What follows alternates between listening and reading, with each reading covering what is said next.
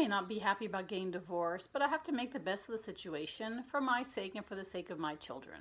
Did you come to that realization when faced with a divorce that you didn't either initiate or plan for? When we're finally able to accept the inevitable, we can stop focusing on what caused the split to occur and start focusing on the future.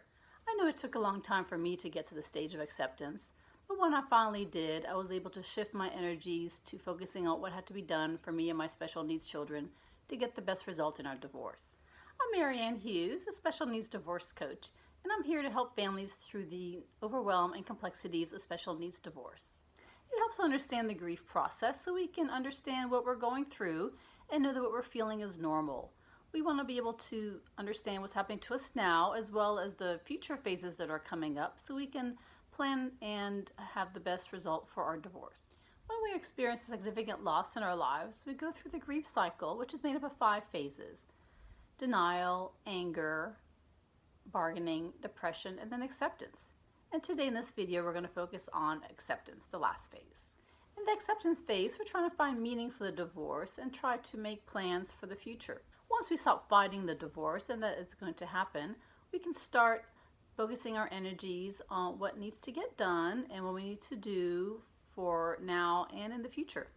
This is not to say that acceptance is a happy or uplifting part of grief, but does acknowledge that you have accepted that the reality is coming and that you can start making plans for what is coming up in your future. Just because you're at the acceptance phase, it doesn't mean that your grief is over. You may find yourself still grieving and still focusing on some of the areas and phases that you had in the past.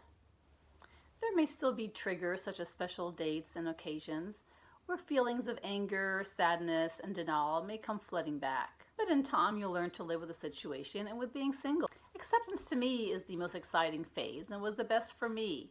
I was able to put aside, or try to at least, the negative feelings and focus on what I had to do in the future for my family, as well as gave me the reason for my new mission, which is to help other families who are going through the same overwhelm and struggles that I had to go through in my special needs divorce. I started a new company, Special Family Transitions, to help in that effort.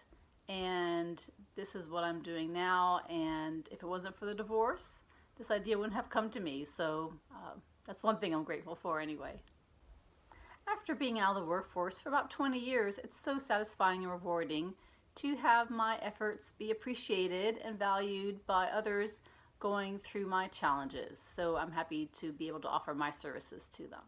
Sure, it's still hard and difficult and hurtful when I look back on what happened in the marriage and what happened in my divorce, but I know now that what I'm doing is for the good of my children, for myself, and for others. And so that gives me the hope to continue, and I'm so happy with my new purpose. And I guess that's what acceptance is all about.